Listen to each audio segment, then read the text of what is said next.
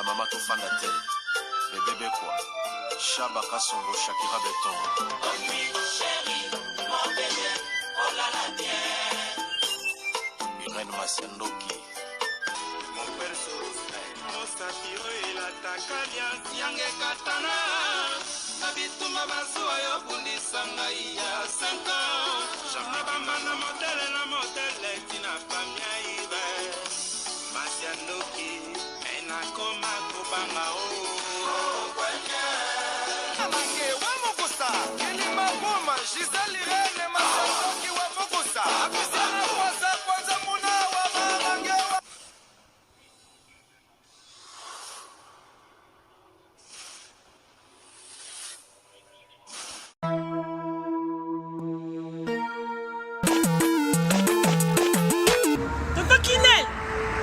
Tonton Kinel.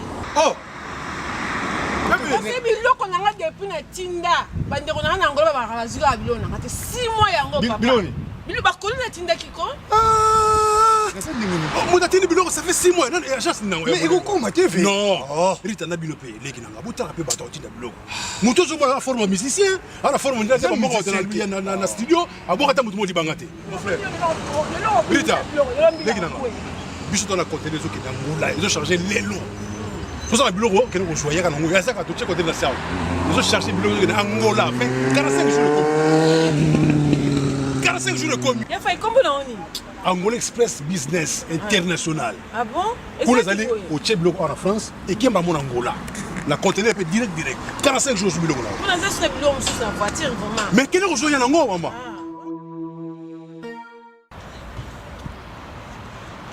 Antonio Miala. Moi, on balaye wana. D'ailleurs, je peux dire Rita yaka. N'Angola ça ouais. Angola normalement c'est dans la palanca. La palanca. Donc bana tu Angola ba yebiso komi kana palanca wana. So komi na Mathieu. Mathieu. Komi normalement na hôpital na sanator. Hôpital sanator. Kalaka. Oui, ça bande. Komi na hôpital sanator. Okomi wana pembeni wana tona bara na biso Mathieu zakawana. Bara Mathieu. So komi na bara Mathieu tuna luka Rua Jota. Rua Jota. Donc Jota ko bazo Jota. Donc so tout le na Rua G batutu bayebi déjà agence ezaka moko koto na palanka modumba tutu bayebi agence ezaka moko Angola Express International Business. Bana Suisse, bana Belgique, bana Italie, bana Angleterre, numéro wana eza wana Londres. Oh no sabi kaza mwana Angola benga biso tokoya tokotinda biloko toza biloko to charger et que na ba vacances a ozala très à l'aise na Luanda. Bonjour, bonsoir, Nabamure Zignon, Soba Mesana Kolanda, Iran Masendoki TV, identité à Bundes, oh maman abino la cabino, kaka masole à solo, biso tobetaka aubergine te. Ndenge kaka nalobaka, biso se la ka proverbe 19-20, pona kosunga bandeko nyonso balandaka biso na suite ya vie. Topesaka merci mingi na bandeko ba sabona na site o nzamba lola apambola bino, ndenge bo partageaka esalaka biso bien makasi. Tobosani te bandeko nyonso bazo soutenir biso nzamba lola asala bango bolamu. Topesaka merci na sponsor officiel Betty, la patronne na mwasa leki mibali na mbongo. La patronne Betty est Dorte Achille kapesa respect. La patronne Betty mwasa mebla vendenda kuna verchache yako samba ezate balobi mwasa longa mpiaka ezalaka yo. Boni basango ya metala brésilienne. Mwasi ya pembe na kati ya Birmingham yavie na nga jansi bolanga. Bamurena bamurez Irène Masendo kapesaka merci na bibi chez Mwanzambi et ou non en direct de 001. Pourquoi pas Jolie Moussungai de longues jambes. Toke bongo na kati ya Paris tomoni vient nga asolara plus que lisolo Yves Djoboke garçon de luxe. Merci na Fifi Tomo la japonaise et maman na Erastine na kati ya Bundestantine voisine Umela tobosani TV na biso Jadon Fumu na kati ya Belgique. Jadon Makola Jadon Fumu ya Zélande. Tant on a zomona Fumu c'est que la reine aza quelque part. Balobi la reine Vani oya Jadon Fumu na kati ya Belgique. Merci na Koda Mboka Motomoko bien makasi ya Willy Musheni.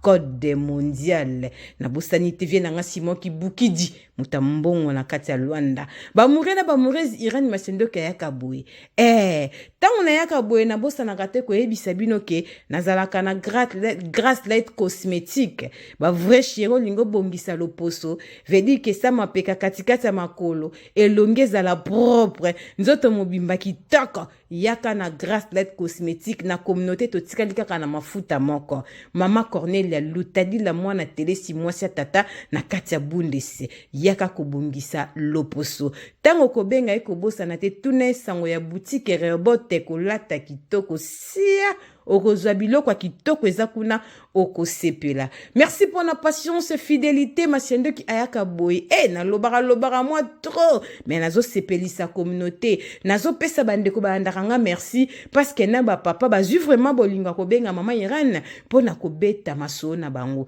yango nazo ebisa ba murena ba murezi nzamba lola asala bino bolamu ba conseil na bino ezosunga makasi. Yo mutoza na problème ko hésiter te benga biso soko lobi tanga kombo tokotanga tanga mboka tokotanga soko lobi kotanga te tokotanga te biso to sala ndenge mutapesi solo alingi ekende liso nazo beteno ba murena ba murezi eza ndeko moko ya mobali abenginga azana poto ya Suisse mama Irène tanga poto ya Suisse parce que likambo ekomi ko zwanga mutu ekomi ko lekelanga mama Irène nazana Suisse na se retrouver le na Suisse mais na yaka te pona vanda na Suisse grand frère nanga bengisanga to yaka nzela moko na mwasi nae le grand frère nanga abalaka fille moko naza muta poto lelo te na umeli na poto mama Irène to sala voyage nzela moko na mwasi ya grand frère nanga to ya banzela kaka ya ba poto ya bandambu na belle sœur nanga to se retrouver na kati ya poto na minute au grand frère nanga na mwasi ne bazaka na France bazalaka bien mama Irène problème ina bengi po senge na conseil na ba murezi nyonso parce que na ebi ke yabe ya Zakari Tulomba mwasi kitoko petaille mami la plus belle na prêtre Zakari na kata France balandaka Irène Masiandoki parce que biso to betaka kaka solo aubergine awa ele kakate mama Lili Mwimba ya papa Oscar toujours na kata France boni basangwa mama Landu moto na nzambe respect balobi awutaki kobotama vedi ke to pesa nzamba lola merci pour na mbotama elamu ya mama Landu un an de plus mama Landu na biso joyeux anniversaire nzamba lola sala obolamu tolinga koma kasi bino na papa couple pastoral mama Landu na moto na nzambe papa Zumbo nzamba lola kanisela bino bamurena bamurezi Irène Masendo kayaka boy abi mama Irène eko senga conseil bandeko basunganga na sala voyage na belle sœur nanga to ya banzela ndambu to se retrouver na poto na komela kape na France bien que nazaki na France mais nazeko koka penza France ite nzamba sa kinga grâce na zo pe mwasi na bala to koma na biso na Suisse et sali ke grand frère nanga na mwasi ne batika na France basala ka vi na bango mama Irène problème ne ko beto li solo oyo et comme ki na ba 2021 grand frère nanga na mwasi ne basaki na ba problème na France problème na bango ezalaki ya couple na bango parce que bazana bana misatu mwasi grand frère to voyager ane azalaka na bana ti tanga komi na poto nako koma zwa kizema botaki mwa liboso ya mibale tia komi na mwana misatu bakoma ki na ba problème vikara masobe taka na poto grand frère para koma ki mobulu bazaki vraiment na ba problème na couple na bango oto bande ko suko maîtrise ngo te salike ba utaki kokabwana na minute grand frère nanga na mwasi na France baza se sika morote ba se séparer ba sali ndeti divorce ndenge to lubaka mama Irène eloko ninga na zo sibir na minute yo nga naza na mwasi na ndaku naza pe na bana misatu mama Irène grand frère nanga ta mwasi na ki babotaki mwa liboso pona obi naza muta poto ya kala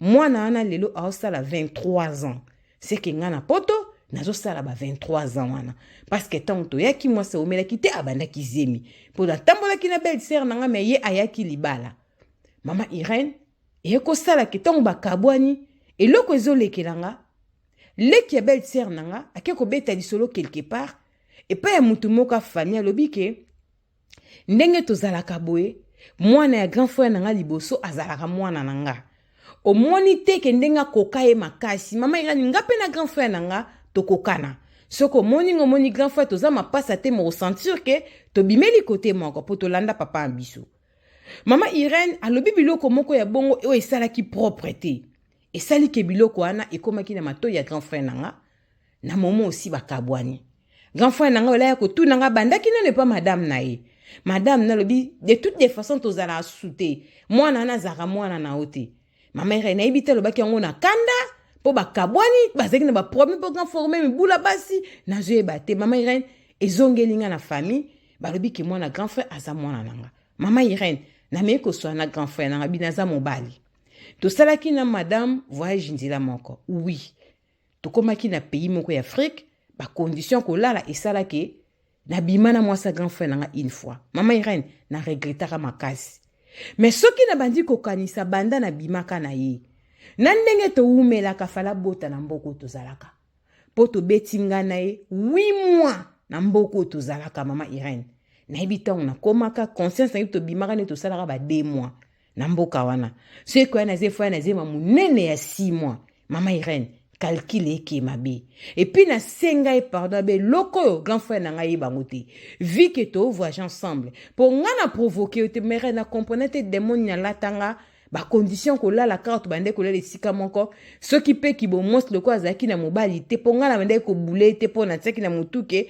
azali moi sa grand frère nanga mais to ko isa makabilo ko moka bongo na ebisi grand frère nanga vérité mais maman Irene e kozelenga problème mama Irene famille eningani nazando ki mama Irene nazalaki isolé moi nanga na ndako e compréhension totale nazalaki na choite na bité mwana akokanga c'est vrai mais aza mwana na ngati soki nazo sala calcul soki mwana roza mwana nga fale mwa so ya poto na zema munene mama Irene asenga ki test ADN famille na biso ndima ki grand frère ndima ki ba sel test mwana na mwana ngati mwana grand frère nanga yango mama Irene pesa basi conseil eza na basi mususu bazoko ko se maîtriser te na minute ngo sa grand frère nanga vandaki na libala bazalaki bien alobaki makambo te tangu bakabo na grand frère nanga apandi famille eko bimisali kambo ezake nanga kota mariage nanga déséquilibre ezali mama Irene na komi na ba penser moko na komi kobe na attention parce que naza isolé na famille mutu moko ta linginga vi que grand frère nanga mtabing sanga na pote créer nga ba problème mama Irene pesa conseil na basi pourquoi basi bakoma lelo obimi na mobali ozoleka na réseaux sociaux ozolobango ke na bima na mobali boyo kaka soni ba mama biso na kaso bimi na mobali akobeta lisolo te azomona ngo grave mais lelo ekoma mwasi abimi na mobali kuta simbi ete me ye moko ekoleka na réseaux sociaux na bimaki na ye tozalaki na hotel asalingi lokote basi bakoma kobeta masolo wana na facilité makambo eza makambo eleka deja kala mama Irene eleka bambula tala age mwana sali tala bambula o nga na sali na poto mwana mwasi nzoka tango bakabwena ya nanga abandede ya kolobaki akoboma ya nanga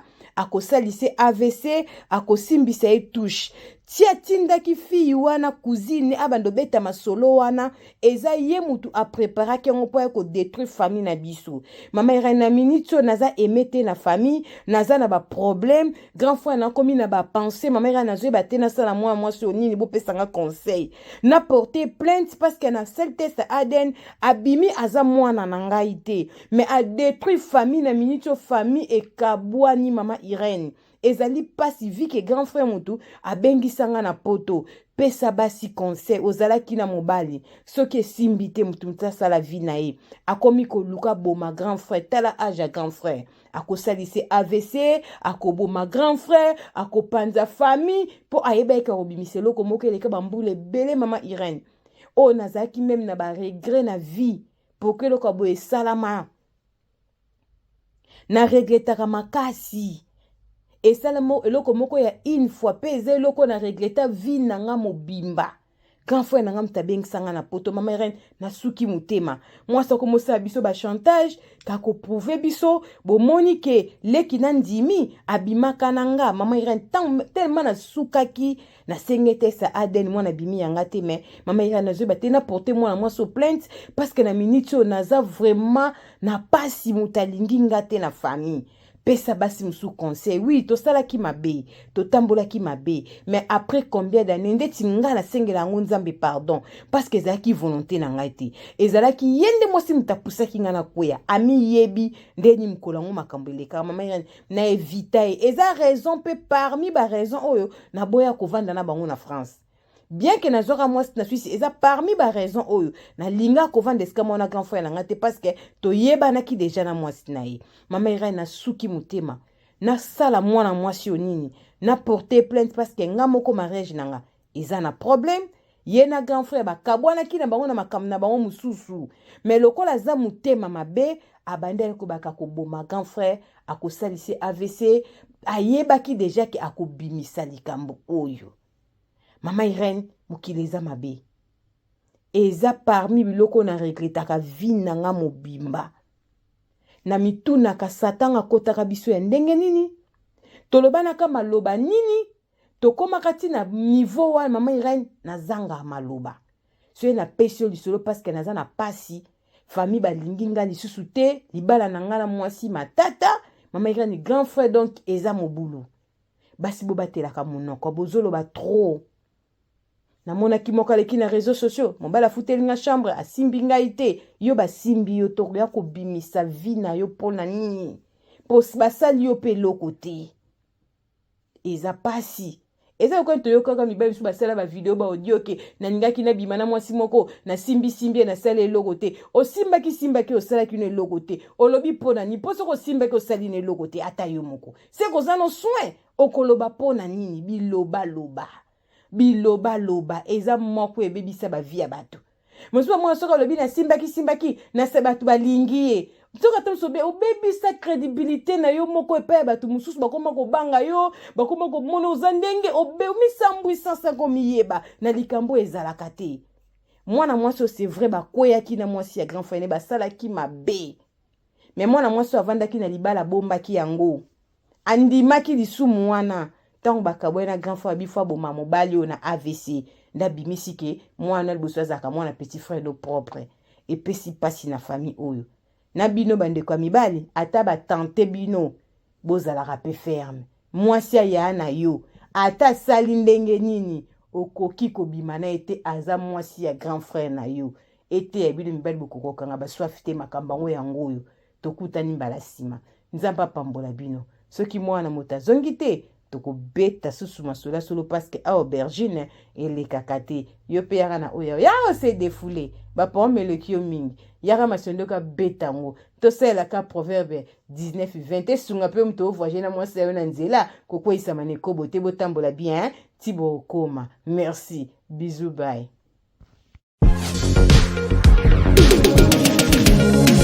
Ah oui, bah tuninga décor azawa piboé.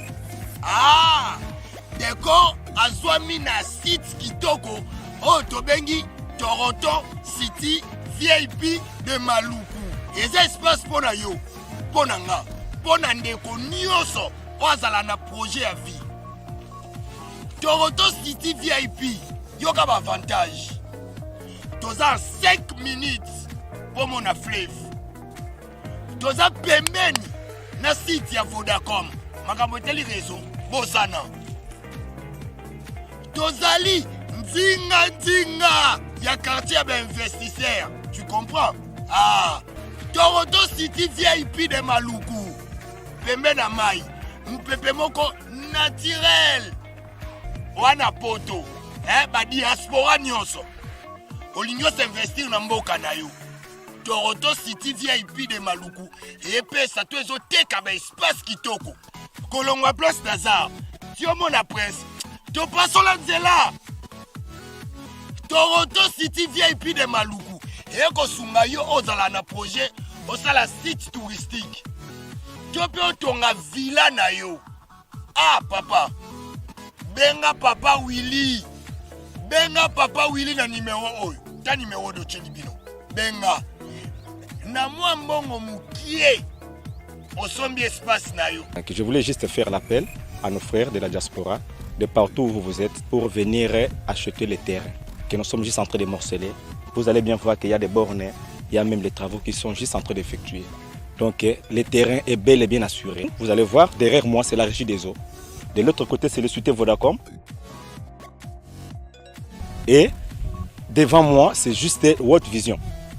Là où Vision Mondiale sont juste en dessous aussi, a un projet de construire les maisons pour ces travailleurs. Donc voilà, nous sommes ici à Maluku. C'est déjà un endroit habitable. Les quartiers, comme vous allez voir de l'autre côté, c'est déjà habitable. Il y a déjà les gens et c'est non loin parmi les autres cités que vous connaissez déjà. Merci Papa Willy.